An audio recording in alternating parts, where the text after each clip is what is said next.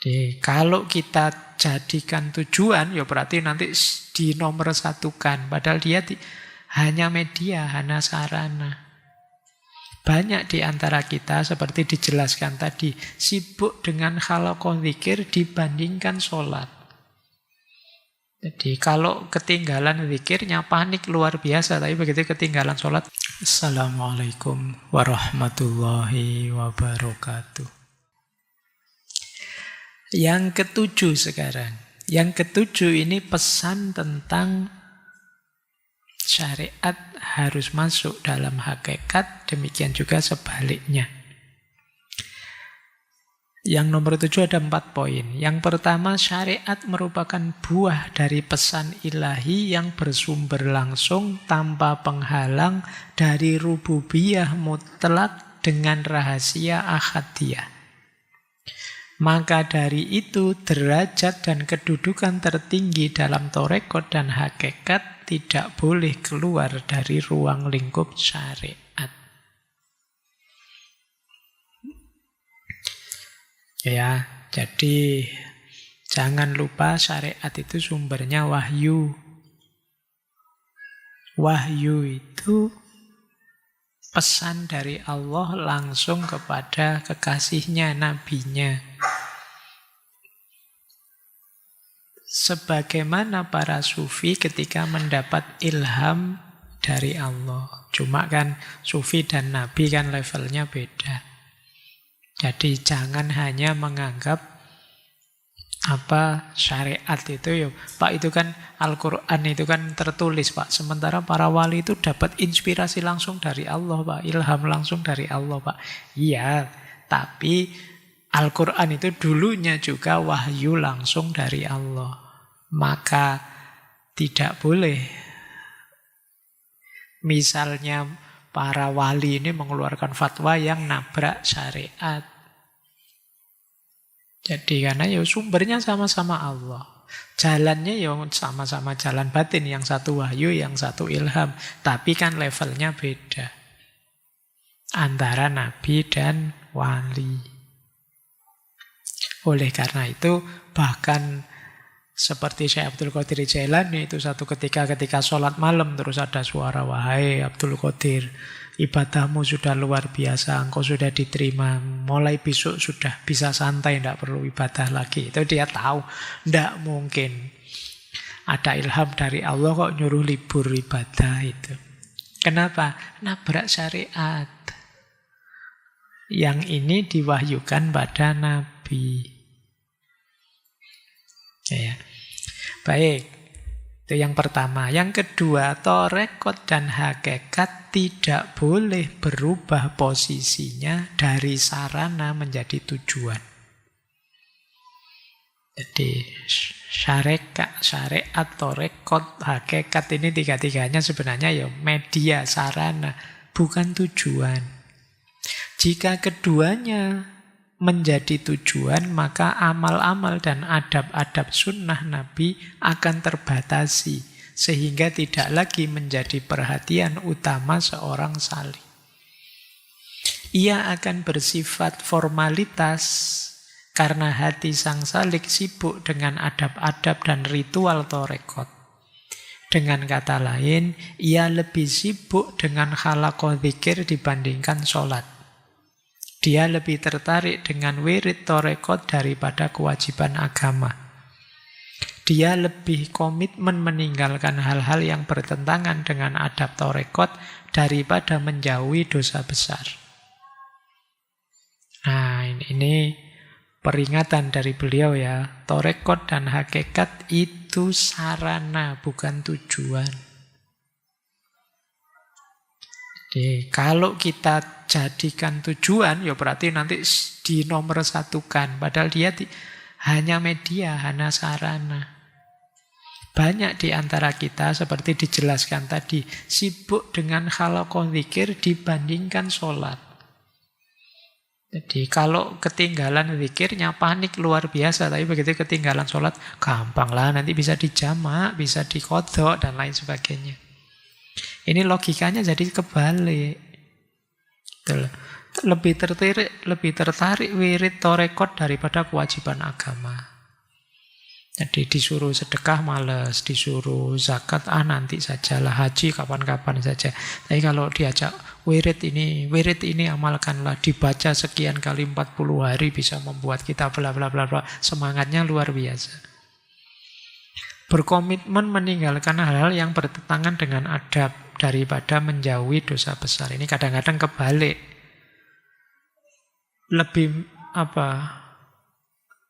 Orang lebih milih korupsi apa cium tangan pada mursyidnya misalnya. Ketika lupa cium tangan pada mursyidnya, paniknya luar biasa. Tapi melakukan korupsi, tenang saja, kebalik. Oke ya, lebih mengutamakan adab torekot daripada menjauhi dosa besar. Bukan berarti cium tangan itu salah. Tapi lagi-lagi kita harus sadar mana priority. Mana yang lebih prioritas? Yang wajib mana, yang sunnah mana, yang mubah mana, yang makruh mana, yang haram mana. Kita harus tahu kadang-kadang banyak amalan-amalan sunnah yang kita utamakan sampai wajibnya terlewat. Itu sama kayak waktu Ramadan dulu loh ya. Buka bersama, semangat sekali, tapi terus waktunya sholat maghrib bubar semua, tidak ada yang sholat misalnya. Ini kualik. Terus, yang ketiga, ini bentuknya pertanyaan. Apa mungkin ada torekot yang berada di luar koridor sunnah dan hukum syariat? Jawabannya ya dan tidak. Dikatakan ya, karena terdapat para wali yang dihukum mati dengan pedang syariat. Dikatakan tidak, sebab para wali yang lurus telah bersepakat dengan kaidah yang disebutkan oleh Syekh Sa'di As-Syirazi dalam syairnya yang bermakna mustahil seseorang akan sampai pada kebenaran hakiki di luar jalan yang telah digariskan oleh Rasulullah dan tanpa mengikuti sunnahnya. Jadi kalau ada yang tanya, apa ada torekot yang di luar sunnah dan hukum syariat? Jawabannya ya dan tidak. Kenapa ya? Faktanya memang ada. Orang yang dianggap wali kemudian dihukum karena nabrak syariat. Faktanya ada begitu. Tapi harusnya tidak. Kenapa? Karena kalau dia benar wali, harusnya tidak meninggalkan syariat. Jadi jawabannya iya dan tidak. Ia melihat faktanya, tidak melihat idealnya. Makanya kan sekarang ada istilah, ada torekot yang mu'tabaro, ada yang wairu mu'tabaro. Ini mungkin dengan pertimbangan ini. Yang keempat, sejumlah orang yang berasal dari kelompok sesat dan ahli bid'ah termasuk yang dapat diterima oleh umat. Namun ada juga orang-orang seperti mereka yang ditolak dan dijauhi oleh umat. Padahal secara zahir keduanya tidak berbeda. Ini yang keempat ini menegaskan ukurannya bukan berapa banyak pengikutnya. Karena kadang-kadang sama-sama bid'ah tapi yang di sini pengikutnya banyak, yang di situ pengikutnya sedikit. Sama-sama sesatnya sih tapi kalau di negara ini dianggap lurus-lurus saja, tapi di negara sana itu dianggap sesat. Maka kita tidak boleh tertipu dengan pengakuan dan penerimaan atau jumlah anggotanya. Ini rumus keempat dari catatan ketujuh. Sekarang ke-8. Catatan ke-8 itu isinya juga 8. Ini sampai jam 12 nanti. Ya. Catatan ke-8 tentang bahayanya tasawuf dan torekot dalam tanda. Jadi ada resikonya, kita harus hati-hati. Bahaya pertama, ketergelinciran yang dialami para salik yang tidak mengikuti sunnah Nabi ialah keyakinannya bahwa tingkat kewalian lebih tinggi daripada kenabian. Hati-hati, saking mengagungkannya terhadap para wali sampai menganggapnya lebih tinggi daripada Nabi. Ini bahaya pertama. Bahaya kedua, sikap sebagian kalangan ekstrim yang lebih memuliakan wali daripada para sahabat Nabi. Bahkan menganggap mereka berada pada derajat yang sama dengan para Nabi.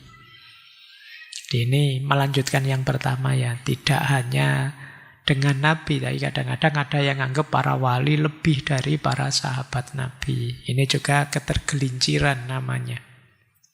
Bahaya ketiga, sikap sebagian kalangan torekot yang fanatik, yang menganggap wirid torekotnya lebih utama daripada zikir yang berasal dari Rasulullah. Zikir dan wirid itu sunnah sih. Tapi silakan saja mau mewiridkan torekot, monggo, tapi tidak boleh nganggap ini lebih utama loh daripada yang dipesankan oleh Rasulullah, pikirnya yang diwariskan oleh Rasulullah. Kalau ini masalah sudah. Itu lanjutan dari menganggap kewalian lebih tinggi daripada kenabian. Yang keempat, sebagian salik berlebihan terhadap torekot dengan menganggap bahwa ilham itu sama dengan wahyu. Ini tadi sedikit sudah saya jelaskan banyak. Ya beda lah levelnya antara wahyu dengan ilham. Karena wahyu yang sudah dikodifikasi dalam Al-Quran itu sudah pakem, sudah paten. Sementara ilham itu subjektif untuk masing-masing sufi, masing-masing wali yang dicintai oleh Allah. Kalau wahyu untuk kita semua. Bahaya kelima, sebagian ahli sufi yang tidak memahami rahasia torekot dalam kedudukannya sebagai sarana, bukan sebagai tujuan, kadang-kadang mereka lebih tertarik pada karomah-karomah dan zauk spiritual. Dianggapnya ukuran benar salahnya itu tergantung karomahnya. Orang ini bisa berjalan di atas air loh, orang ini bisa nebak masa depan loh, kan kita sering ini kita jadikan standar, padahal harusnya bukan itu sih kewalian seseorang itu.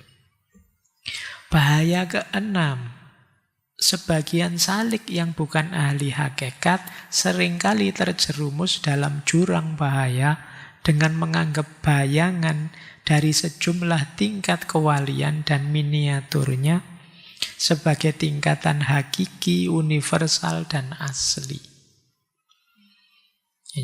Ini biasanya yang keenam ini ketertipuan ketika kita mengidentifikasi diri kita ada di level mana. Pak, saya sekarang sudah ada di makom sabar, Pak. Padahal mungkin kita belum sabar beneran. Saya sekarang sudah bisa khawasul khawas kurang sedikit, Pak. Saya ini yang kelima. Jadi mendiagnosis diri levelku ada di mana. Ini kita sering terjerumus. Padahal itu masih ilusi, masih bayangan kita sendiri saja. Sehingga kadang-kadang kita jatuh pada kesombongan. Bahaya ketujuh, sebagian para pecinta dan perindu dari kalangan pengikut torekot seringkali terjerumus di saat mereka menunjukkan kebanggaan, membuat pengakuan, menyebarkan syatohat, dan mengharap penghargaan orang, serta menjadi rujukan agama. Ini sombong, merasa tinggi, merasa besar, cerita-cerita betapa hebatnya aku, betapa dahsyatnya guruku. Ini di antara ketergelinciran. Bahaya ke-8, sekelompok pengikut torekot yang tergesa-gesa dan ingin meraih keuntungan pribadi sehingga terjerumus karena ingin mendapat hasil dari kedudukan kewaliannya di dunia, bukan di akhirat. Ingin dihargai, ingin dihormati, ingin diposisikan tinggi. Ini bahaya ke-8. Karena merasa dirinya sudah wali. Ini bahaya ke-8. Hati-hati, nanti bisa dibaca ulang ya. 8 bahaya ini. Yang ke-9. Catatan ke-9, jumlahnya juga 9. Panjang ya. Nah, ini saya baca saja. Ini sebagian besar sudah kita jelaskan di depan. Kalau tadi bahayanya, sekarang manfaatnya tasawuf. Bahaya berarti kita harus hati-hati, jangan tergelincir ke sana. Manfaat, ayo kita optimalkan manfaatnya. Manfaat pertama, tersingkapnya hakikat keimanan secara jelas. Sehingga sampai tingkat ainul yakin. Jadi ini mengalami langsung, membuktikan langsung kedalaman agama, hakikatnya keimanan. Ini manfaatnya kita tasawuf. Tidak sekedar pengetahuan yang dangkal atau pengamalan yang dangkal. Manfaat kedua, menjadi manusia yang hakiki, manusia yang sejati. Kenapa? Karena dalam tasawuf semua perangkat jiwa kita arahkan kepada Allah. Dan ini kan tujuan kita dihadirkan ke muka bumi. Tujuan penciptaan kita. Jadi kalau kita ingin memenuhi amanatnya Allah, segala tugas yang diberikan oleh Allah ya antara lain bisa kita wujudkan lewat jalur tasawuf.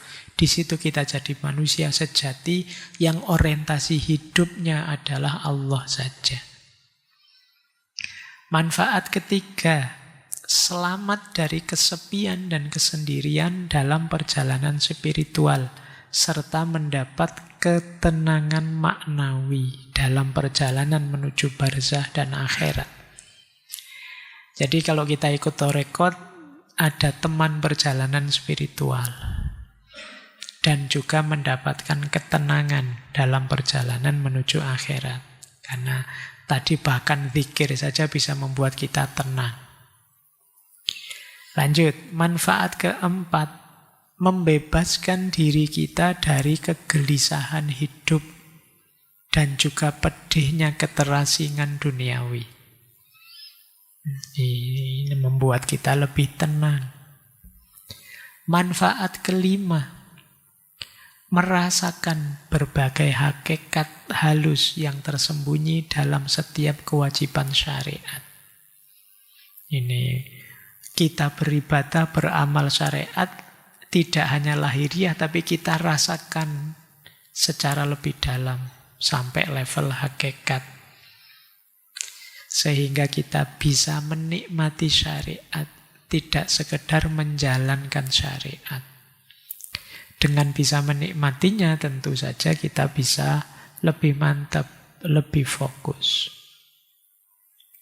Manfaat keenam, dengan tasawuf kita bisa sampai pada makom tawakal, ridho, dan pasrah kepada Allah.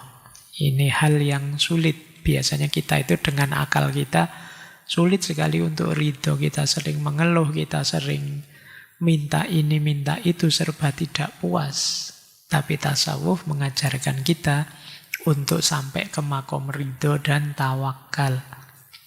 Manfaat ketujuh, membersihkan hati, selamat dari syirik, samar, riya, tergesa-gesa, dan lain sebagainya.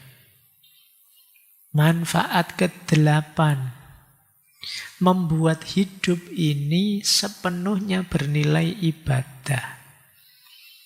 Karena rutinitas seorang sufi itu rutinitas yang senantiasa sadar diawasi oleh Allah. Apapun yang dilakukan, kesadaran ilahiyahnya muncul. Maka setiap aktivitasnya jadi bernilai ibadah. Manfaat ke-9, membawa seseorang pada derajat insan kamil, manusia yang utuh, yang teroptimalisasi lahirnya, emosinya, dan rohaninya. Jadi, membuat kita jadi manusia yang sejati dan utuh. Itu yang insan kamil. Konsepnya banyak dibahas di ulama-ulama yang kita bahas bulan ini. Apa itu insan kamil versi Neo-Sufisme? Masih ada waktu kah? Yuk, kita masuk ke quote-quote saja lah. Sudah tinggal 3 menit. Sebenarnya masih banyak konsep-konsep beliau ya, tapi semoga dengan 9 tadi sudah tergambar bagaimana Neo-Sufisme versi beliau. Ada quotes yang menarik yang tadi saya ambil sebelum ke sini. Beliau menasehati kita, jadilah seperti pohon, memberi naungan mereka yang membutuhkan, menghasilkan buah bagi mereka yang mencarinya, dan tetap bertahan meskipun badai datang. Ini rumusnya orang hidup manfaat. Ini sebenarnya mengingatkan kita, tasawuf tadi itu kan perjalanan spiritual untuk membuat kita dekat dengan Allah.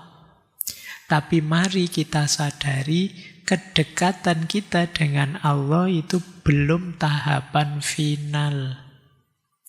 Tahapan finalnya adalah kemanfaatan kita pada sesama. Sebagaimana Rasulullah, beliau mendekat pada Allah bahkan sampai Mi'raj, yang di sana bertemu langsung dengan Allah min wara'il hijab. Ini mungkin kalau yang dalam bahasa para sufi ya, wahdatus syuhud lah, apa kesatuan dan lain sebagainya kan sudah berhadapan-hadapan. Tapi terus Rasulullah kan kembali lagi ke bumi, berdakwah lagi, mengajak lagi pada kebaikan, mendampingi, mendidik umatnya. Jadi perjalanan terakhirnya bukan perjalanan yang berakhir di dekat dengan Allah, tapi pada kemanfaatan pada sesama. Ini yang kadang-kadang sering dilupakan para penempuh jalan batin. Dianggapnya ketentraman batin, ketenangan batin, kedekatan dengan Tuhan itu tahap final. Padahal masih belum. Apa gunanya kita berkualitas tinggi kalau tidak bermanfaat pada sesama orang-orang sekeliling kita? Karena amanat Allah untuk kita itu tidak hanya sebagai hambanya, kita juga khalifahnya. Kita diberi amanat untuk memakmurkan bumi, mengelola bumi ini sebaik yang kita mampu. Yang dilakukan para sufi dengan mendekat sedekat mungkin pada Allah, ya memang itu amanat ubudiyah, kehambaan. Tidak salah, sudah benar. Tapi tidak boleh berhenti di situ. Harus lanjut ke amanat kekhalifahan. Maka jadilah seperti pohon yang memberikan mereka naungannya yang membutuhkan, hasilkan buah bagi yang mencarinya dan tetap bertahan meskipun badai datang. Ini juga menarik. Sumbernya kekacauan sosial. Asal mula semua revolusi dan korupsi dan dorongan serta sumber semua moralitas rendah hanya 2 kalimat. Kalimat pertama, selama aku kenyang, apa urusanku jika orang lain mati kelaparan? Kalimat kedua, kalian menderitalah kesusahan agar aku dapat hidup enak. Kalian bekerjalah agar aku dapat makan. Kalau ini lawannya tadi ya, kalau tadi kepedulian pada sesama, kalau ini egoisme. tidak peduli sesama. Asal aku dekat dengan Allah, urusan apa dengan kamu yang masih sesat, masih rusak, bukan urusanku. Nah, ini ketidakpedulian. Atau yang kedua, kamu yang kerja, aku yang enak. Kamu yang capek, aku yang dapat enaknya. Ini juga bentuk egoisme. Sudahlah kamu saja yang jadi sufi, yang levelnya tinggi, yang doanya diterima. Nanti kamu tinggal mendoakan aku untuk masuk surga. Kan gitu aja. Nah ini, kamu tidak mau kerja, nyari enaknya saja. Jadi kalau kalimat pertama, aku sudah enak tapi tidak peduli yang lain. Kalau yang kedua, nyari enaknya saja, tidak mau susah. Dua mental ini nanti yang menghancurkan hidup sosial kita. Baik, sudah jam 10, terakhir. Kalau engkau menginginkan musuh, nafsumu sudah cukup. Kalau engkau menginginkan nasihat, kematian sudah cukup. Jadi tidak harus terlalu berpanjang teori. Ngapain kamu nyari musuh kemana-mana? Semua yang tidak suka kamu komentari jelek, kamu serang, kamu kritik. Kalau kamu memang nganggur nyari musuh, ada musuh besarmu yang siap sejak dulu. Nafsumu. Kalau kamu ingin nasihat, kematian sudah cukup. Apa kita tidak sadar bahwa pada akhirnya kita semua akan sampai pada titik kematian itu? Untuk melakukan kebaikan, apalagi yang kita tunggu? Toh kita tidak tahu jatah waktu kita kapan. Apa yang mau kita sombongkan, pada akhirnya kita semua akan dikuburkan di bawah tanah. Apa yang mau kita banggakan? Apa yang mau kita tinggi-tinggikan? Setiap kali ada kematian, semoga jadi pelajaran untuk membuat kita jadi manusia yang lebih baik, lebih sadar, lebih ngerti untuk melakukan kebaikan. Jadi ini boleh jadi pengingat kita ya. Ngapain sih selalu nyari konfrontasi saja, konflik saja dengan yang lain? Mbok yo kita rukun, kerjasama, saling membantu. Kalau memang perlu musuh, ndak usah kemana-mana, nafsumu sudah cukup. Dan kalau memang ingin nasihat, kematian sudah cukup. Baik, saya kira itu ya untuk malam hari ini. Jadi semoga semakin memperjelas gambaran seperti apa sih sufisme baru atau neosufisme itu. Minggu depan akan kita akhiri dengan, kalau malam hari ini dari Turki, minggu depan kita ambil dari tempat kita sendiri. Kita akan belajar tasawuf baru, tasawuf yang modern dari Hamka, yang mungkin bukunya sudah teman-teman baca. Minggu depan minggu ke-5. Jadi nanti saya ngomongnya setengah porsi, sisanya bisa tanya jawab. Saya akhiri sekian untuk malam hari ini. Kurang lebihnya mohon dimaafkan. Wallahul muwaffiq, wallahu a'lamu bissawab. Wassalamualaikum warahmatullahi wabarakatuh.